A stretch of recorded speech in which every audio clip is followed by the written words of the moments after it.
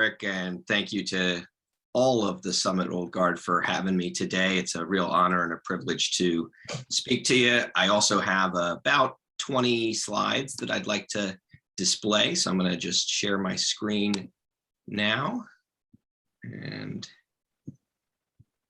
we can get started. So some of this was covered in the introduction, but I do want to just emphasize our organization is a national consumer advocacy and environmental group that has been around for quite some time. Our New Jersey office opened over a decade ago in New Brunswick, and we've been based here ever since. And we have over 60,000 members around the state of New Jersey. We have a particular interest in clean energy and climate change. As we know, that is the most pressing issue for our planet at the moment. So we have a great policy I'd like to tell you about that we've been helping to get implemented in cities. And also we're going to talk about one of these really important, what we call site fights over a proposed power plant in central Jersey. So thank you again for having me. I probably don't have to tell you why clean energy is better, but I will just make a few quick points. Our air is already very polluted. We have a reputation for pollution. COVID-19 has made this problem even more deadly. Studies have shown that places where there's higher pollution, more people are passing from this horrible virus. Also, climate change really is going to affect New Jersey, perhaps more so than other places, because we have a significant coastal community that would be affected. We're already seeing extreme weather, flooding, and even events in other parts of the country affecting us. For instance, those wildfires out west, that particulate matter coming over here and giving us some really bad air quality about 2 weeks ago. So the solution that I'm going to present today is community choice aggregation, which is a meaningful way to combat the effects of global warming, but also give consumers more choice in how they procure their electricity for their homes. So where do we get our electricity from today? Well, unfortunately, less than 5% of the electricity generated inside New Jersey comes from renewable sources. The remainder is almost entirely from natural gas and nuclear, but additional solar and wind facilities are going online rapidly here and throughout the region. And what we're seeing is actually the cost of renewable energy beginning to fall below the cost of fossil fuels. So we have ambitious goals in our energy master plan, but towns can do their part, and they can even go above and beyond what the state minimums are. And that's one way to do it is through community choice aggregation. So what is it? There was a law passed called the New Jersey Government Energy Aggregation Act of 2003 that enables towns or counties to create programs that offer their residents a clean energy option through their existing utility bill. And it involves a bulk purchase of electricity. So just like when you go to Costco or BJ's and you buy a bunch of one product, you get a better price. It works the same way with the electricity market. So these municipalities and counties that are doing this can leverage the buying power of their community to get a better price for their residents. And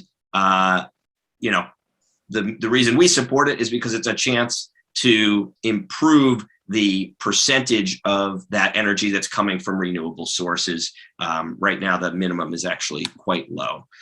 So on the consumer side, you may not even notice if your town adopts a community choice aggregation program, because you're still going to be getting the same utility bill, the same transmission lines will bring the electricity to your house, and the same utility is going to be in charge of the metering, the billing, the customer service, the responses if there's an outage, et cetera. What changes is the source of where they're getting the electricity. This is basically an opportunity for third-party suppliers to bid on the energy contract for the town, and the town can set standards for how much of this energy comes from renewables. So we've seen some towns go with 50%, and others have even been able to get 100% renewables right here in New Jersey. And one added benefit of it is that there's a flat rate for the electricity for the duration of the contract. The contracts typically last between 1 and 2 years, and the rate that customers pay for that electricity is locked in and not subject to fluctuation, unlike your incumbent utility, which at least here in Central Jersey, PSE&G changes the rates almost every month. So you get a little more stability and predictability in the price, and often we see towns see a savings. So we have a model ordinance that helps towns implement this. We've gotten it passed in many places. I'll give you the list later in the presentation, but the point is we phase up to 100% in a responsible way that basically ensures that we get to that 100% renewable mark by the end of the decade, which is really what the world's leading climate scientists are saying we have to do to avoid the most catastrophic consequences of the climate crisis. So the model ordinance that we've gotten adopted in many communities starts at 50% and then increases over time those minimum renewable percentages to 100 by the end of the decade. And nothing in the ordinance would prevent a municipality from having a more ambitious renewable energy option, as these are only the minimums. And our ordinance actually does require that customers have the opportunity to go straight to 100% if they want. And so that's a really nice option that some of these programs have. And yeah, how does it work? How do residents actually see a cost savings? Well, there's a competitive bidding process, just like when your town government makes any purchase, whether they're buying shingles for their roof or school buses to transport children. They have to go through a regulated bidding process where they're required to select the lowest responsible bidder. So they'd advertise their need for this electricity supply, and of the eligible suppliers that apply and agree to meet the standards in their ordinance and have a proposal to do that, they would select the lowest responsible bidder, meaning the best price for the residents. Again, because of the bulk purchasing, there's often a savings versus the incumbent utility. And again, more stability. Residents can opt in or out of the programs at any time. It's just one more option for consumers to decide where they're getting their electricity. And we have some success stories. I live here in New Brunswick, and it's been a great success. Our program was passed into law in 2018, and then in 2019 implemented. You can see the rates for our initial contract were favorable. These were both cheaper than the PSE&G default rate. So we saw 2 options for residents, actually. The default was 50% renewables, but if folks wanted to pay a little extra and use more renewables, there was a 100% option that we were able to opt up to. So there were actually 2 additional options added for our residents thanks to that program, and we're currently bidding for our second contract. The Sustainable Essex Alliance is an example of 7 towns in 2 different counties that teamed up, and they basically went in together on a bulk purchase and were able to get similarly favorable rates. I believe that 100% number is right around where PSE&G's rate is now, but the folks who are getting the 50% are seeing a savings. And then, yeah, so there's 2 ways to get these programs passed, and our strategy depends on what town we're working in. You can see South Brunswick, Red Bank, Asbury Park. We did the traditional advocacy where grassroots groups came out to support it. Residents came out to support it. We gave the council members and mayor information and the administration information about these programs and how they can work. And the council and mayor did the right thing and passed these programs into law. In other places, we actually use people power and direct democracy. So depending on your town, you may have the right to initiate your own laws. And in communities that are governed by a law called the Faulkner Act, all residents have that opportunity to pass their own laws. And that can be done through a petitioning process where registered voters sign a petition for an ordinance, and that is submitted to the municipal clerk and eventually to the municipal council. The council has a chance to pass the ordinance into law, but if for whatever reason they don't, it actually goes to the voters for the final say. So you can see a piece of our literature here, a flyer from one of our campaigns in New Brunswick. Again, the first place we worked to get this policy passed, the council actually agreed to pass it after we turned in over 500 signatures from registered voters, and that's how it became law. Whereas Piscataway and East Brunswick, you can see the asterisk next to those names, because those towns did not pass our ordinance as the governing body. The people of the town were the ones who passed the ordinance in the November general election. So Piscataway was 2019, East Brunswick was 2020, and for the record, Edison and Collingswood both passed the ordinance at the council level after we submitted it. So 2 ways to do it. Petitioning the government, kind of fun. We, have gone door to door and gathered thousands of signatures to advance these ordinances. And here we are in New Brunswick turning them in. My good friend, Junior Romero, who led that campaign and got that passed. And then it can be even more fun to win at the ballot box, where this is our team that canvassed Piscataway back in 2019. We really did a lot of good work reaching out to the community, educating them about this program, and making sure that it had the community support it needed to pass at the ballot that year. So you can see the results. 64% of Piscataway voters approved that ordinance, made it the law. And then a year later, despite the pandemic and all the obstacles we had in East Brunswick, it passed by an even wider margin, 69% in a year where we had record high turnout. So these programs are pretty popular. People get it that we need to get off of fossil fuels and start using clean energy, and that this is one way for local people and local communities to do that. So we have ambitious plans for this year. Pleased to report Woodbridge Township, one of the largest communities in New Jersey, just certified our petition as sufficient. So the council is going to be on the clock and have 20 days to hold a public hearing and review the ordinance and see if they want to pass it. And if not, it may get placed on the ballot this November. So we're anticipating that and working to educate people about this in Woodbridge, hoping to get this passed there. Now I'm going to shift gears to another issue we're working on that's related, but obviously a little different. Here at Food and Water Watch, we keep a close eye on proposals for fossil fuel infrastructure and other things that may damage our environment, make it harder to breathe by polluting the air, or potentially endanger our water bodies and water supply. So this is a proposal for a 630 megawatt gas power plant in Woodbridge. If you're not familiar with Woodbridge, it has 10 different communities within it. And this is Casby, which is the southernmost community. And you can see the names of some of the other towns in the area that would be affected by this additional pollution from this power plant. And so we're working to build local opposition in all of these towns to stop this plan before it's too late.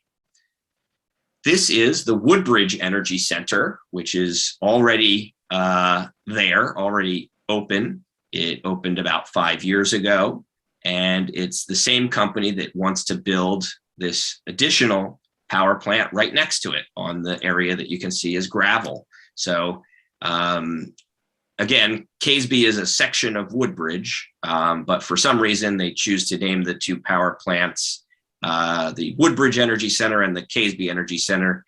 They'd be right next to each other. The Woodbridge Energy Center, again, is open. It created a dismal number of jobs, about 22 employees, less than 24. They have a deal with the Utilities Authority to pipe in gray water from the treatment plant in Sayreville to cool the equipment for the Woodbridge Energy Center. And then the proposed power plant is the Casby Energy Center, which would be next to the first one. It's already gotten local approvals. Unfortunately, the planning board unanimously voted to give them the permission to build this. The municipal council even gave them a 30-year long-term tax exemption, which is a whole other ball of wax. But yeah, the local folks, the local officials, I should say, have given this the green light and given this their blessing despite community opposition. But it does require an air pollution permit. You cannot dump all these things into the air without permission from the DEP.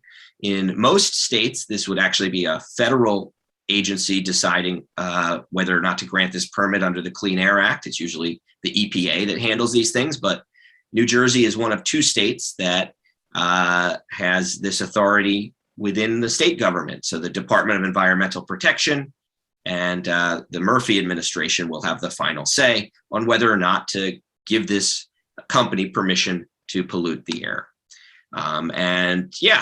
Some people like to mislead the public by saying that gas is a clean source of electricity. And this is from their own application. The company, CPV, Competitive Power Ventures, wants to be able to dump all these things into our atmosphere. You can see it's not insignificant. We're talking about some really poisonous carcinogens like formaldehyde. You can see, particulate matter, which is what we had a problem with a couple weeks ago here and had those really bad air quality days. You can also see, just things you wouldn't want to breathe any of: ammonia, carbon monoxide, sulfuric acid, VOCs. These things are all, really bad for human health and for our communities. And again, in Central Jersey, we already have more than enough of these things in our air from existing sources of pollution. So this is straight from their application of what they want permission to emit. And you can see it's a densely populated area. Just a cursory review shows that there's more than 70 public schools within a 6-mile radius. And you can see the names of some of these communities. Also, Staten Island would be affected by this. And you can see in the epicenter there, the location where the proposed plant would be, and right next to the existing one. Additionally, there's a lot of issues with the first power plant. A big thing is that Governor Chris Christie and the mayor of Woodbridge, John McCormick, when they, greenlit the first power plant and gave it their blessing, they said that it was going to be okay because there was a real community benefit coming. This whole waterfront area near the proposed power plant, or near the now existing power plant, was going to be cleaned up. There's going to be a beautiful park, restoring access to the Raritan River for the first time in a century or more. And this photograph was taken just a couple months ago. It's obviously not a park. It's not public land. It's not pleasant to look at or be in. It is next to a giant power plant, but also you can see there's some monitoring wells there. It's still contaminated and nowhere near close to being a public park, despite the fact that the administration in Woodbridge published on the front page of the Home News Tribune that this was going to be completed in 2016. We are here 5 years later and it's still not completed. So just one of several broken promises related to that first power plant. There's also some concerns about the company behind it. Competitive Power Ventures, Inc. Was tied up in a scandal in New York, where one of their executives actually pleaded guilty to conspiracy to commit wire fraud. You may not know the name Peter Galbraith Kelly, Braith for short, but you may know some of his associates. He's a founding member of the lobbying firm Black, Manafort, Stone, and Kelly. So yes, that Manafort and that Stone. Mr. Kelly did plead guilty in connection with a bribery case where an aide to Governor Cuomo in New York was, being influenced by way of a $90,000 low show job given to his wife at Competitive Power Ventures. And ultimately, both of those men did end up doing time in federal prison. I believe Mr. Percoco is still there. So that's one thing that's happened since the first power plant opened. Another thing that happened just this year is that CPV was purchased by a foreign company. This is OPC Energy, which is a subsidiary of Kenon Holdings Limited. The company is based in Israel. And Now, the headquarters of the company is out of the United States. Previously, they were based in Massachusetts and the Washington, D.C. area. So it remains to be seen whether this plant is actually going to get built, get approved, and open. We play a role here. We can stop this if we build enough opposition. So, two things that we really need to do are stop building new fossil fuel infrastructure projects. These inevitably last for decades and lock us into this system of pollution and accelerating the climate crisis. So we've got to make a change. We've got to make it now. That's what all the experts are telling us. And that means no new fossil fuel projects, certainly not in densely populated environmental justice communities like Caseby. So we need to work to build that opposition, but also pass positive solutions and chart a course towards 100% renewables. And that's where the CCA ordinances come in. It's one easy way for towns to take a stand on this important global issue, and also send a message to the market to move things in that direction. So we are going to fight this Title V air permit and other potential approvals that might be needed from the DEP. And we need to build pressure on the governor to ultimately declare a moratorium on these kinds of projects. We don't need new gas power plants. We don't need new gas pipelines. What we need is the infrastructure to get off of those things that have been doing us so much harm over the years. And so I will, on this last slide, give you my contact information and encourage you all to reach out if you have questions or an issue in your community that you think we can help with, something you think I should know about, or if you want to champion one of these causes in your town. We are hoping to get communities in the central Jersey area to oppose the power plant through resolutions calling on the DEP and Governor Murphy to reject it.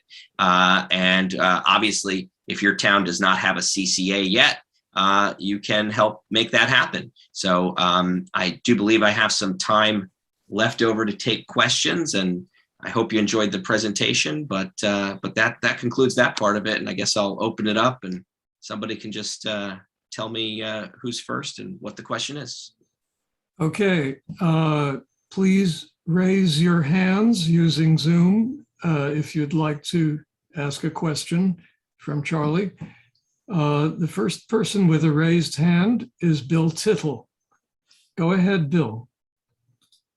Okay, Charlie, thank you very much. I'm very supportive of your goals. I've got one question, and that is, I live in Westfield, and let's say Westfield decided, and your speech, all the guys in the old guard go to all their towns to convert over. I've got a concern that isn't the clean energy supply limited? It is limited. However, here in New Jersey, there's more than enough for additional towns to be able to hop onto this and do 100% renewables. And, again, that would send a message to the market that these communities want that and make it less likely that fossil fuel projects will be proposed in these communities and more likely that clean energy solutions will be developed and accelerated and given the green light.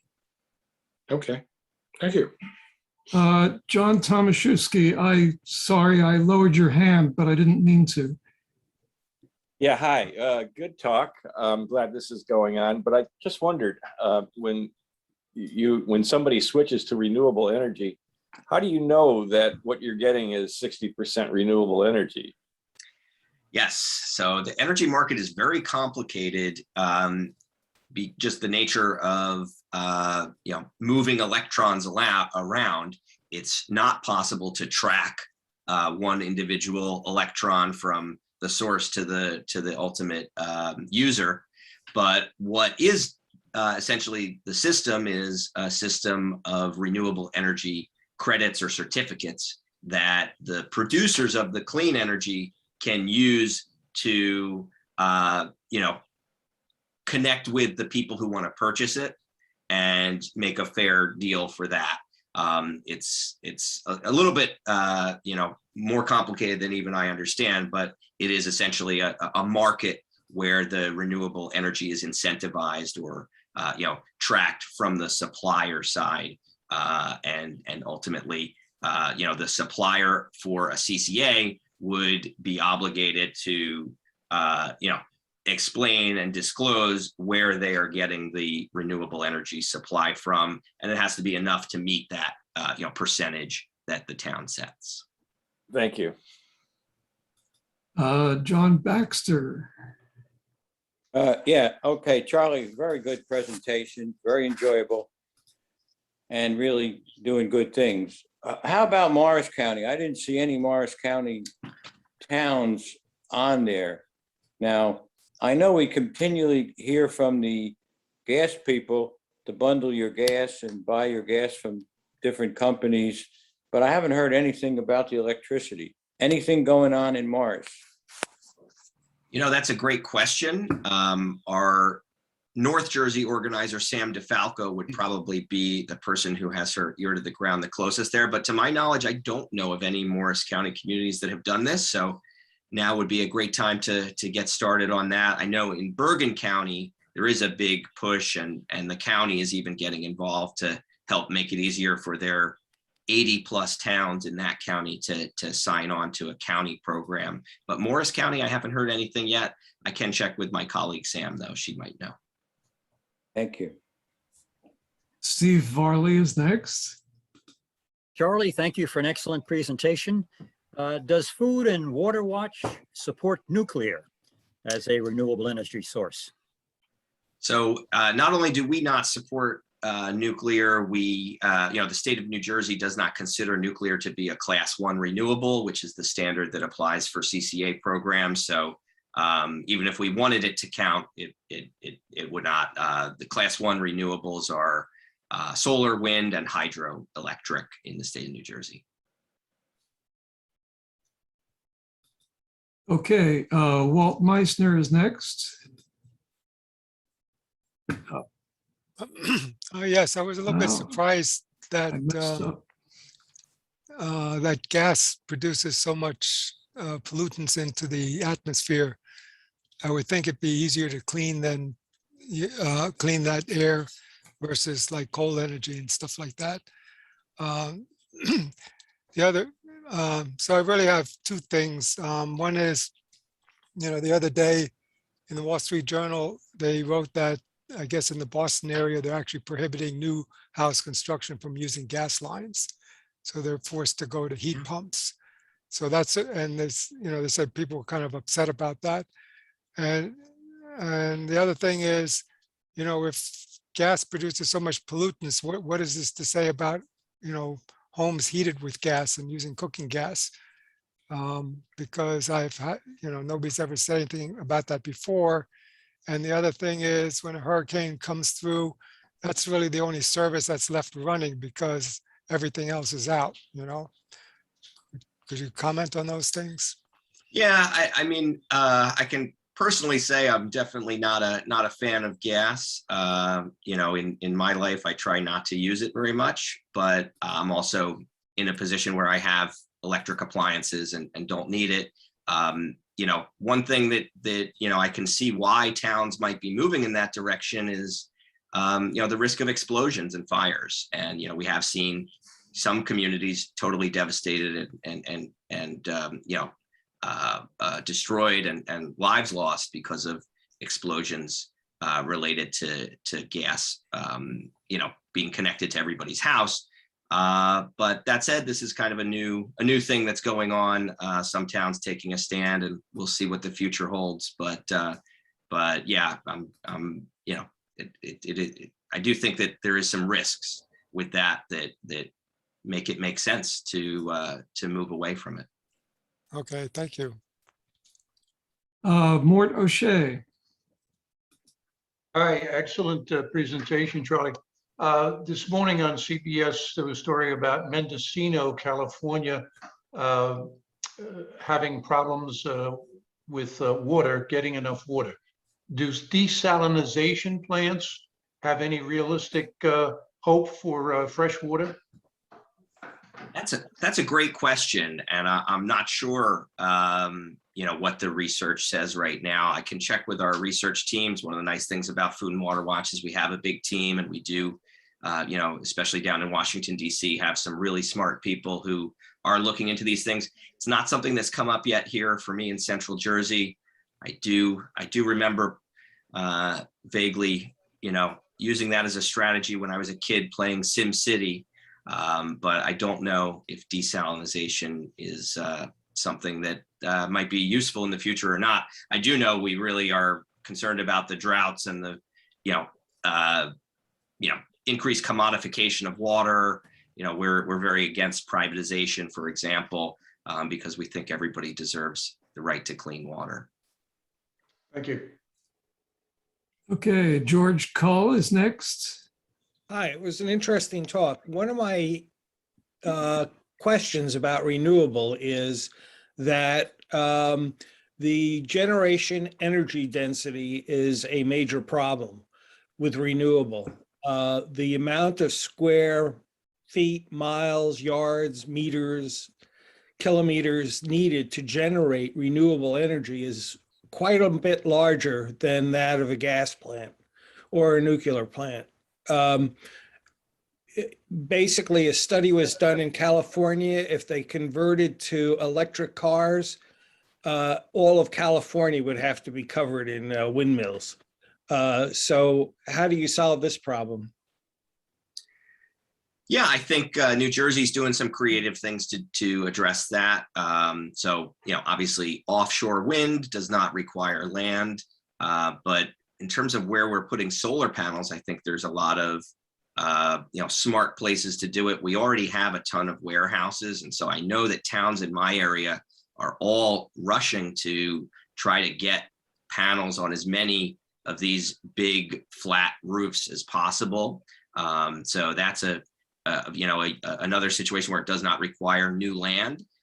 Rooftop solar can be very effective. And when you talk about some of these huge warehouses that are already here, it makes sense to do solar there. And there's also other places like brownfields, places that can't be developed, where I'm seeing things like landfills that are closed up and nobody wants to build anything there. I do see plans for solar going on some of those types of places.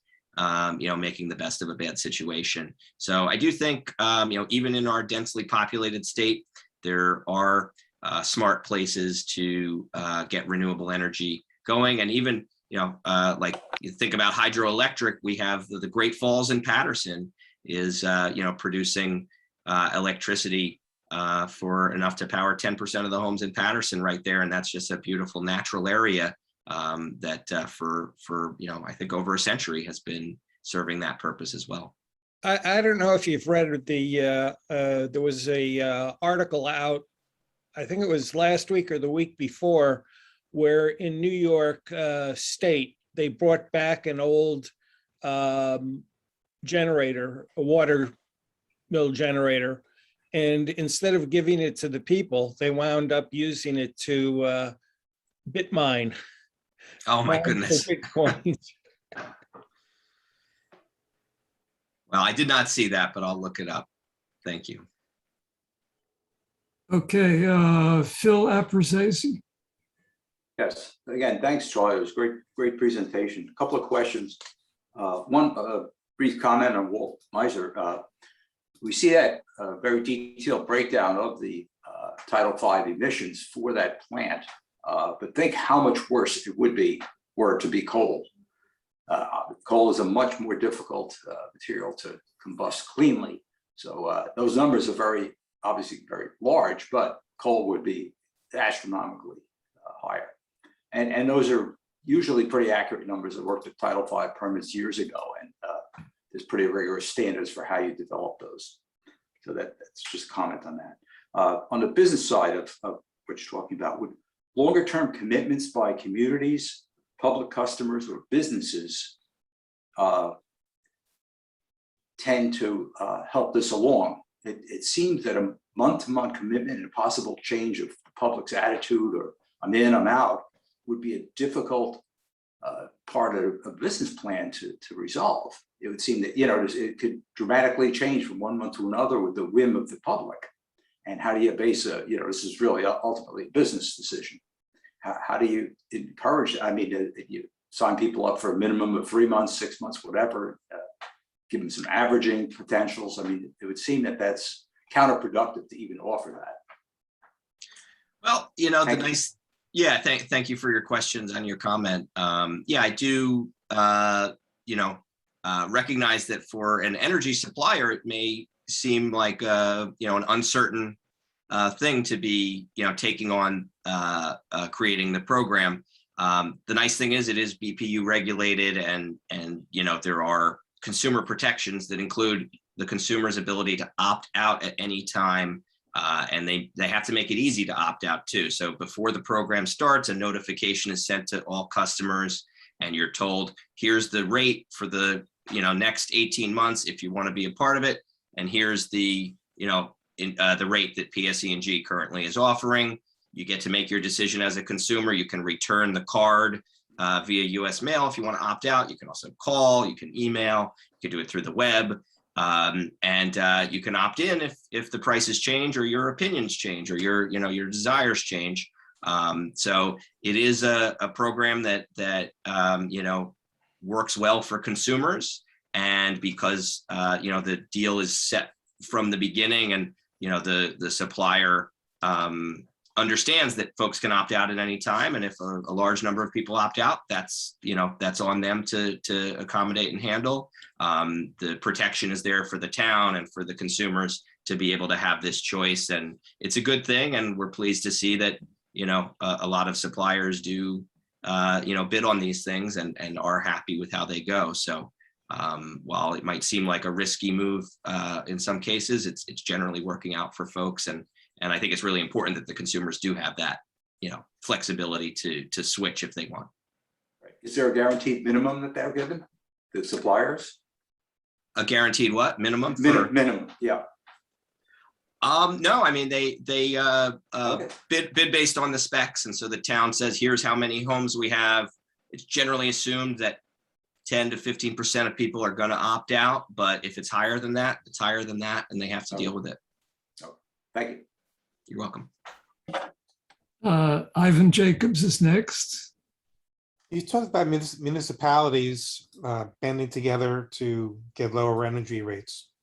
I was contacted by Inspire Energy individually, not through the city, and I took it. It was supposedly a renewable energy company, and I've only had it for about a month or two. The rates, according to my calculations, like 30 to 40% less than JCP&L. So thus far, it's pretty good. I had us on a 1-year contract for it, but their guaranteed numbers was, well, I like the idea of spending less than 40% less, but also contributing to renewable energy. Your comments about Inspire and whether it's a good idea for individuals to contact companies like this also. Yeah, in New Jersey, consumers have the choice to go with any supplier they want out of the ones that are certified by the BPU. And if you have one that you are happy with or think that might be good, that's a good thing.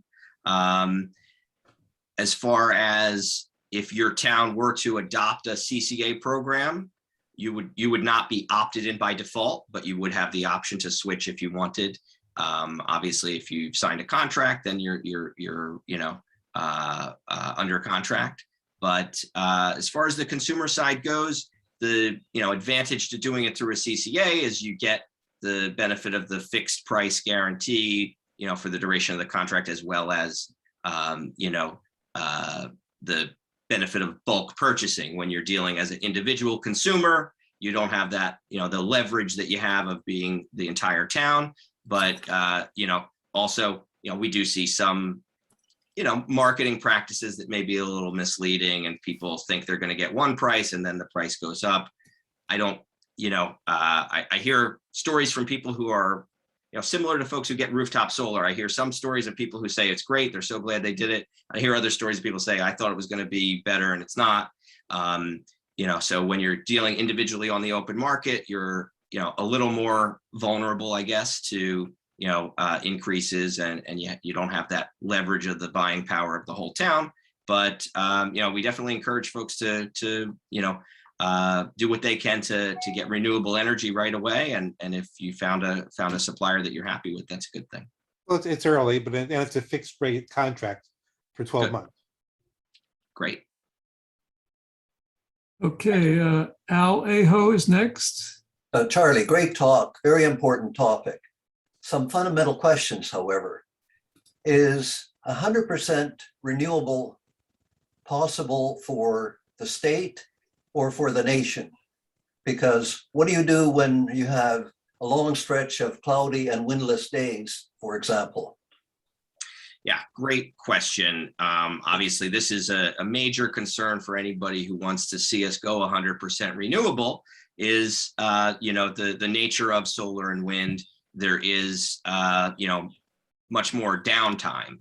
However, there are pretty significant advances in the battery storage technology that is being implemented. And as that rolls out, we're pretty confident that the energy that's harnessed during a sunny day or a windy day is going to be able to supply during those downtime periods. The key is, limiting the loss in the storage and the transmission so that, and so I was just at a place in Edison where a company is, developing high-tech batteries to be able to harness this energy and deploy it where it's needed, when it's needed. So, we do feel pretty confident that those are the kinds of advances that are going to make 100% possible by the end of the decade. Thank you. Dave DeLong.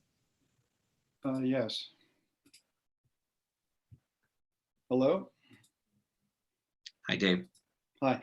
In a town that votes to go 100% renewable, until all these batteries that you spoke of are developed, is the town turning off the lights, so to speak, after sundown, or what energy sources are used to supplement the renewable? Yeah, so we have zero reliability issues in any of the towns that have done this.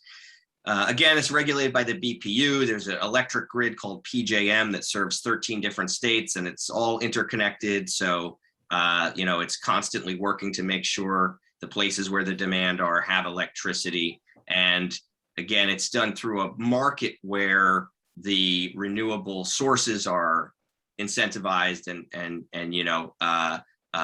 paid for through the contract. So, the electricity still gets to you, and through the market, the renewable supplies are being,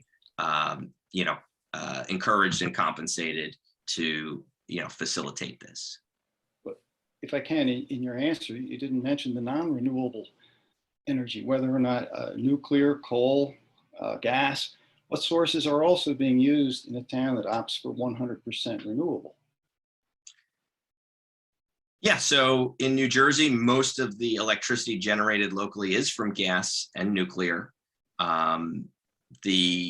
I will note that like PSE&G, for instance, is ready to ditch gas and move on from the gas power plant portion of their business. They're trying to sell their gas power plants.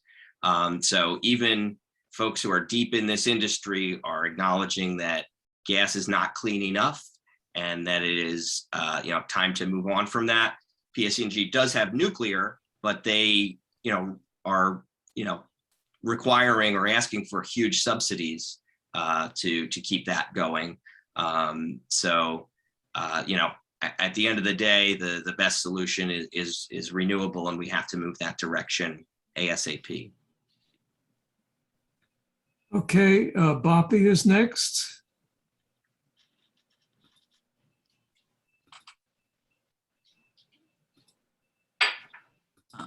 It's a very good presentation. It's very. I live in Chatham Township, and I have an old house. I've been approached to change my to put the rooftop new solar panel, and but the house is old and I'm not sure I can afford to have a solar panel to be there for maybe 8 to 10 years. How can I deal with that issue? So if I heard you correctly, you're interested in getting solar, but you're not sure that it's going to be possible at this time. Yeah. That's one of the great things about community choice aggregation programs is they enable folks who might not be able to, finance and install a rooftop solar system to still, through the market, get their energy supply through a renewable source. So this includes people who are renters and, just can't install rooftop solar equipment, people whose roofs are blocked by trees or not facing the right way, or folks who just aren't, financially able or ready to make that, investment. So while there are a lot of companies that do try to make it easy to get rooftop solar, and I'm sure you've probably gotten some outreach from them, CCA is one way to, accomplish the same goal, and anybody can do it. The other thought there is if you were to have rooftop solar, a CCA would still be a good move because the rooftop solar may not supply all the electricity that your home needs. And so for the remainder, rather than going through the PSE&G or JCP&L that only has 21% renewables, you could couple that with the CCA if your town or county were to offer one. So we should get that going in Morris County, Chatham Township right away. Okay, Mike Martin. Thanks, Charlie. I was also a little taken back by the slide on the pollutants for the Keysby plant. I didn't notice whether you indicated those pollutants generated over the life of the plant or an annual basis. Can you just clarify that for me, please? Yeah, good question. I should have been more clear. It is annual. Those are annual numbers for just the new plant. That's not counting the one that's next to it.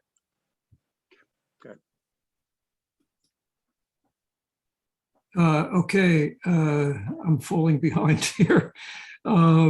Herb Waddell. Oh, okay. It's my impression that a gas-fired power plant pollutes less than the average of all power being generated.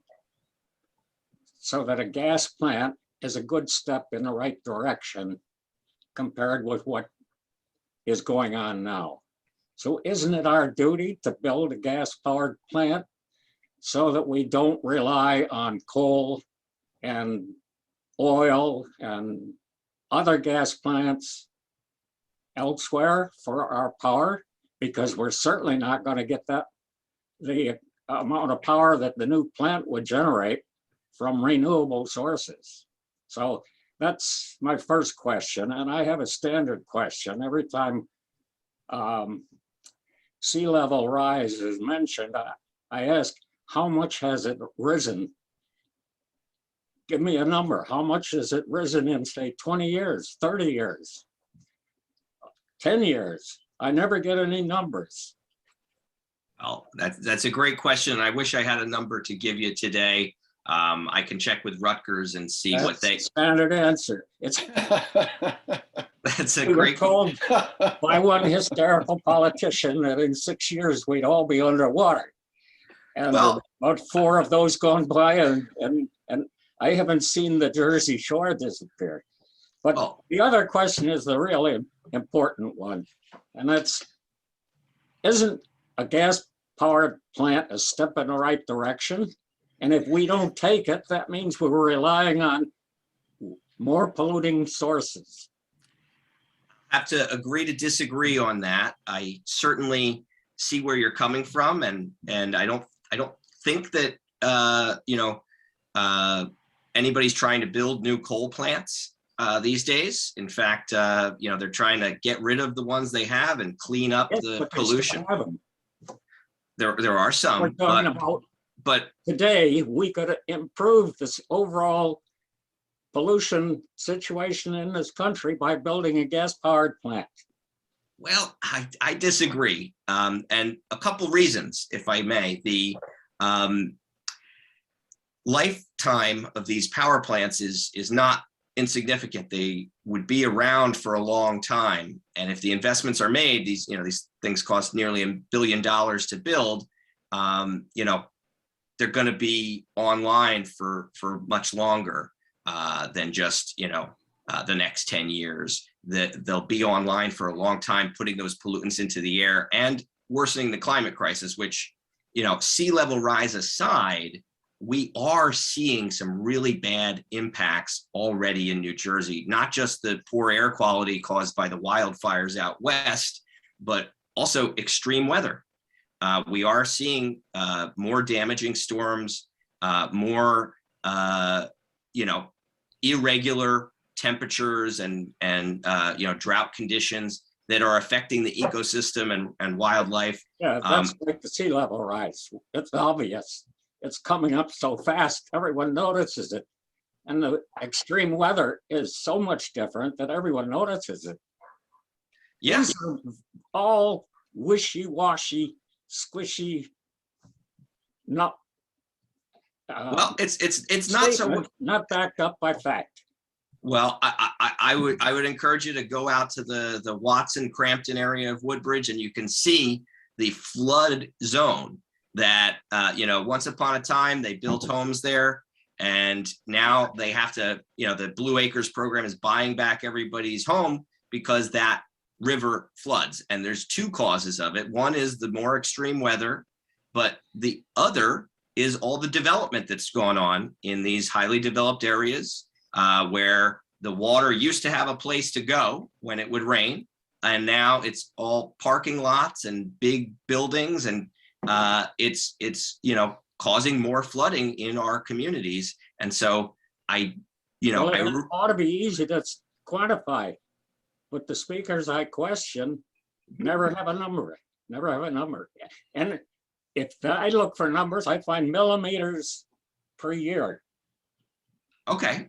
Not so, okay, but I think the general consensus of the science community is that there are that this is increasing, right? So the things we do today lead to consequences 5, 10, 15 years down the road, and we're starting to see these problems show themselves. So it's really important that we get out in front of them and not wait until they're too devastating It's feelings and opinions. Hey, you just use next question. Science and consensus. Yes. Next question, please. Ken Lindhorst. You have to unmute. If I may just real quick also make another point. I do think with the Casby power plant, it's important to note that Woodbridge already has 2 gas power plants, including the one that I showed you the picture of. And those power plants alone are enough to provide electricity for every home in Middlesex County. Ignore the fact that there's also 3 gas power plants in Sayreville. So we have more than enough energy generation capacity, certainly more than enough gas generation capacity. So I think it's not fair to say, well, we need to build something. Is it coal or is it gas? That's just not the reality. Nobody wants to build coal these days. And it's an open question whether we even need another source for this county, which already has a lot of pollution generating power plants. So that's another thing to think about is just, is there even a need there? The only people I've heard say there's a need there is Competitive Power Ventures, the people who want to build the power plant. Even PSE&G is trying to get out of the gas power plant business, and for good reason. Okay, Ken, it's your turn. Yeah, I was surprised to hear you say that nuclear is not clean energy, or you don't believe it's clean energy. As you indicated, that every utility user in New Jersey is subsidizing PSEG's nuclear power plants because the Board of Public Utilities thinks they're clean energy. Why do you think they're not? Well, my statement on Class 1 renewables is that they they are not class 1 renewables according to New Jersey, and that's a decision that the state has made. The reason that we don't see them as a great solution to the problems we're in is that there's an unsolved problem of what to do with the waste that's generated that is, radioactive and very problematic. And there are real risks and concerns about safety with that technology. So those are the reasons that we don't advocate for that as a solution. The BPU, does their thing, and unfortunately, that thing has been to, authorize hundreds of millions of dollars to subsidize those nuclear. So it's not, your position is not based on a global warming issue. It's based on a disposal of nuclear waste issue. Yeah, I think, if there's an unsolved waste problem, it's really not clean. The goal of clean renewable energy is to have it in a sustainable way where there's, very limited waste, and certainly, not waste that we don't know what to do with or can't really, come to a safe solution. Steve Varley.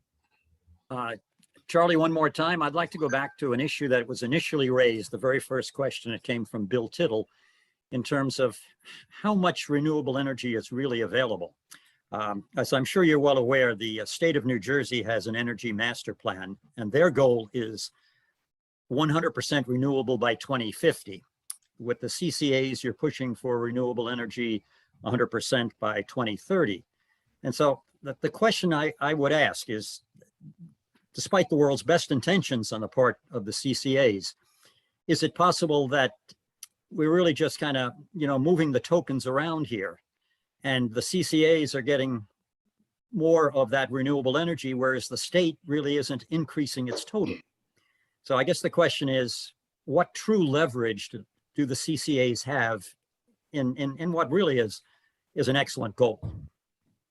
Thanks. Yeah. So the state does have their renewable portfolio standard, which right now is just, I think, 21.5% is the minimum required. They do have, a timetable to move that up over the course of the decade to, I think, 25, and then higher from there. This is just one way to move the needle and move the market by having towns, have a more ambitious goal. There's nothing stopping them from doing that. And, we have seen some real positive results, like in New Brunswick, where people, can save money and do a good thing. And then, even that program was praised by the governor. So, when we look at trying to move the needle and influence policymakers to make these big changes at the state and federal level, having,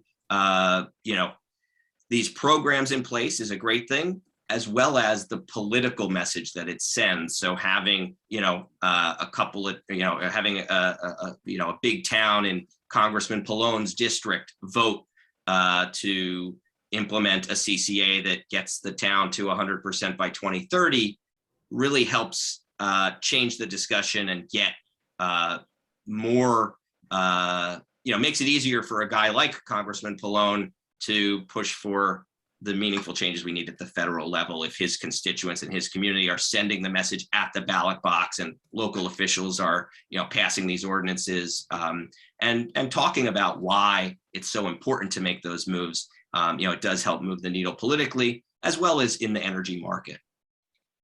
Okay, thank you. Ron Hoke.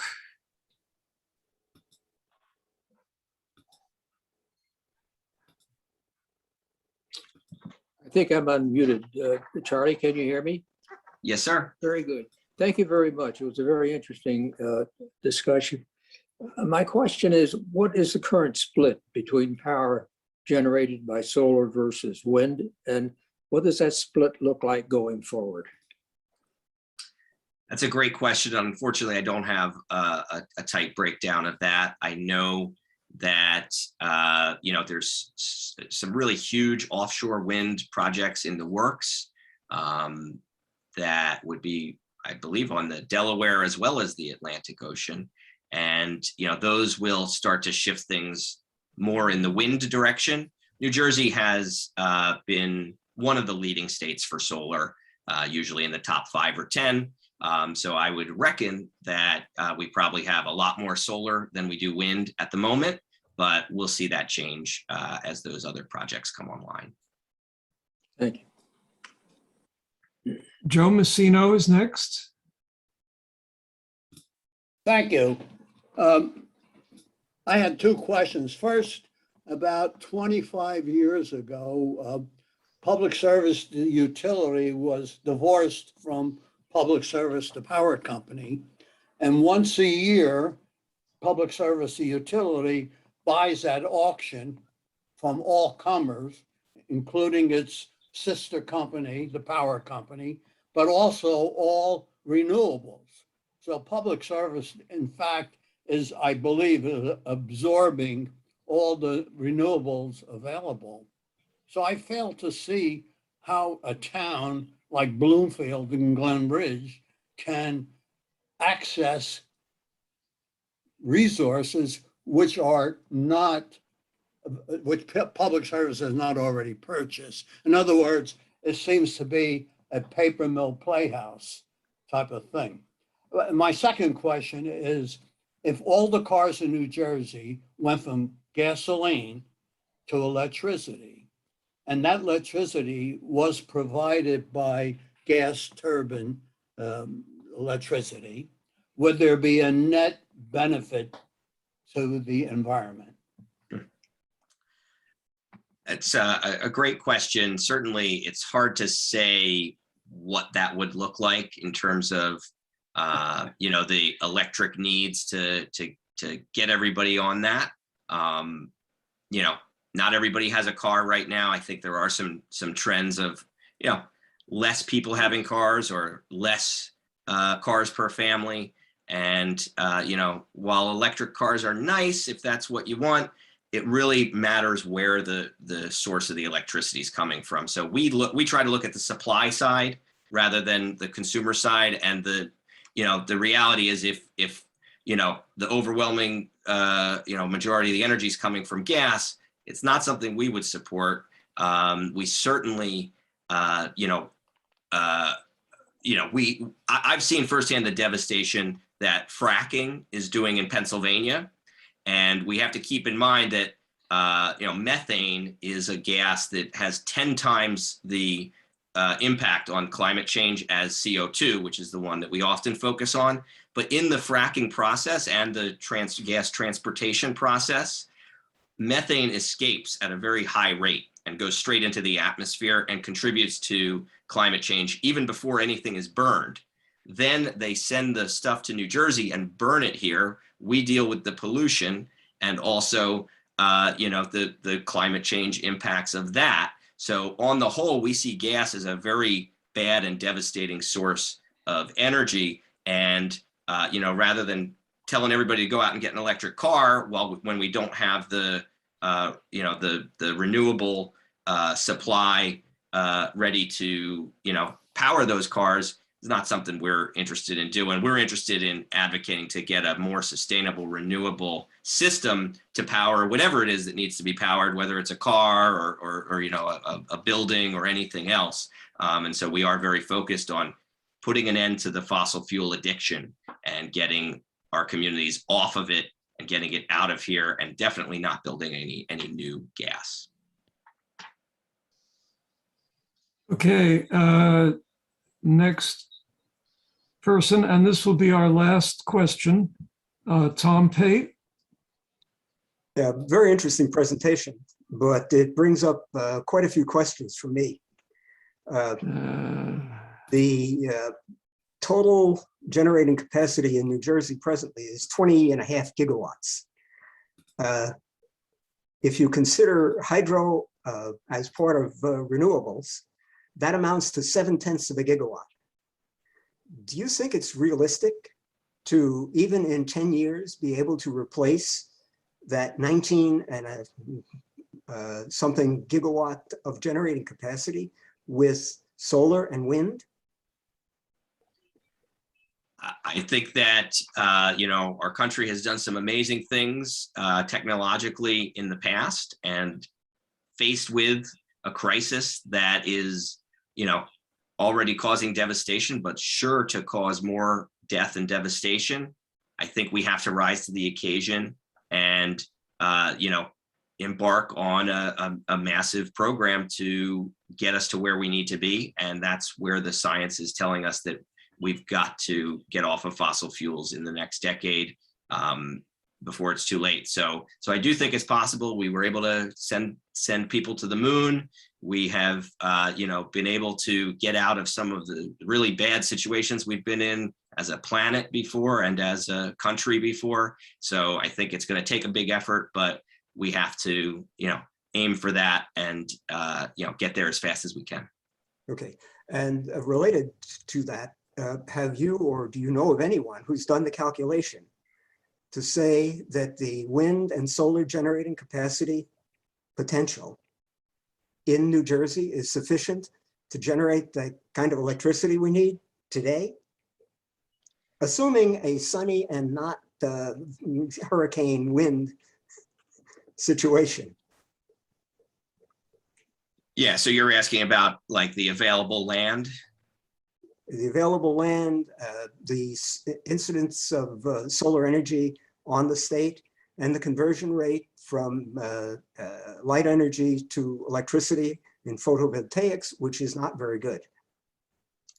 Yeah, I'll be honest, I don't have exact figures on that. I definitely think it's a difficult thing to quantify just because there's, things like rooftops and other, case sensitive things where maybe you could put solar there, maybe you couldn't, maybe with some technology changes, it's possible, and then you also have the issue of the ocean and these other places to do offshore.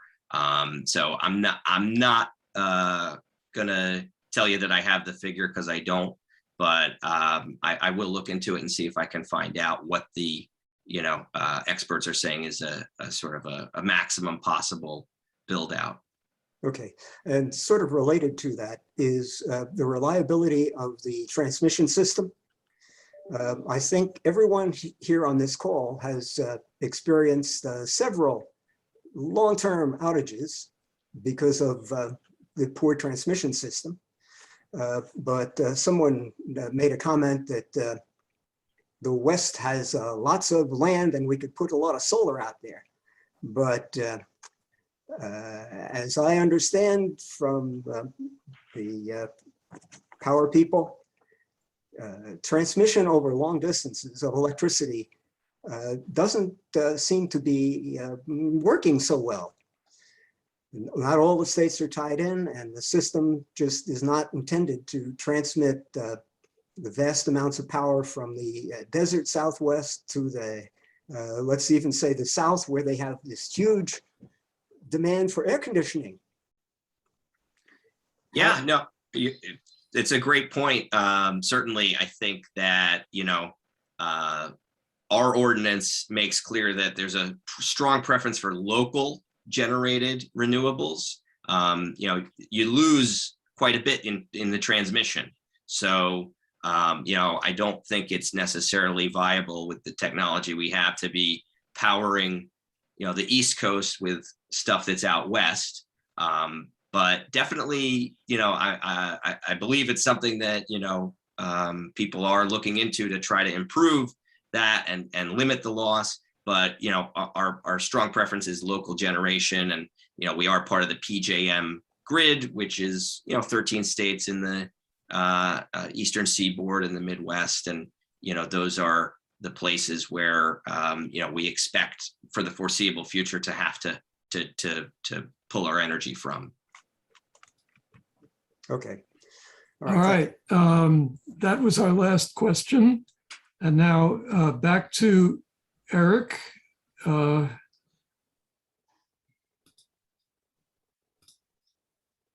Eric, are you there? Eric? Can you hear me? Yes. Yeah. Okay. Charlie, we want to thank you so much for being flexible with your schedule. Charlie was not scheduled until August 17th. But due to a inconvenience in the schedule of our August 3rd leadoff schedule person, Charlie was able to jump in and do it today. Charlie, I bet you're very glad to have it behind you. It was a real treat. I really appreciated all the great questions and thank you for having me and keep up the good work. Well, I told you that these guys are on their toes and they're sharp and they want to know stuff. So thanks again, really. My pleasure. Thank you.